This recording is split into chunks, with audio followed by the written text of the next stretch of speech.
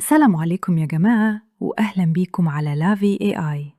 وحابة أقول لكم من الأول إن الفيديو ده معمول علشان نوعي الناس بالقانون وبس. إحنا لا بنهاجم حد ولا بنقلل من أي طرف، سواء ملاك أو مستأجرين. إحنا بس بنشرح الأمور بلغة بسيطة علشان كل واحد يبقى فاهم هو ليه وإيه عليه. لو شايف إن الموضوع ده مهم ما تنساش تدوس لايك وتسيب لنا رأيك في الكومنتات، وكمان تشارك الفيديو علشان التوعية توصل لناس أكتر. يلا بينا نبدأ ونشوف القصة مع بعض. يا أم محمود، افتحي لي يا بنتي، عايز أكلمك كلمتين. أهلاً وسهلاً يا حج، اتفضل خير. أنا جايلك بخصوص الإيجار. من الشهر الجاي عايز الإيجار يبقى 1000 جنيه بدل ال35 جنيه دول. الدنيا ولعت. أنا مش ضدك يا حج، وربنا عالم، بس حضرتك عارف إن القانون الجديد لسه ما طلعش رسمي.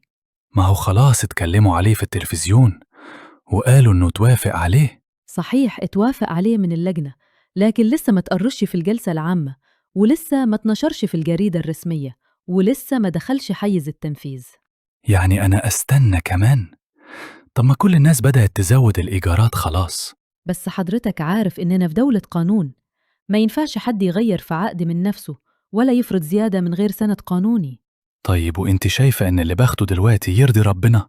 ربنا هو العدل، واحنا مش رافضين نزود، بس نزود وقت ما القانون يتطبق رسمي. طب ولو أنا رفضت آخد منك الإيجار؟ ساعتها أنا هدفعه في المحكمة محضر عرض وإيداع علشان أثبت إني مش ممتنعة.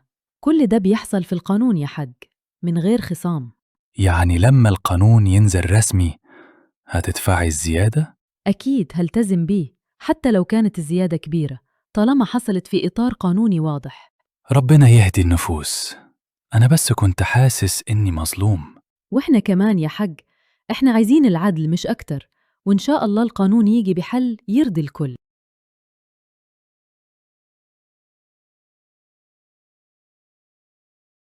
الفيديو ده من إنتاج لافي AI علشان نفهم القانون بلغة الناس، توعية من غير تحيز وباحترام للجميع.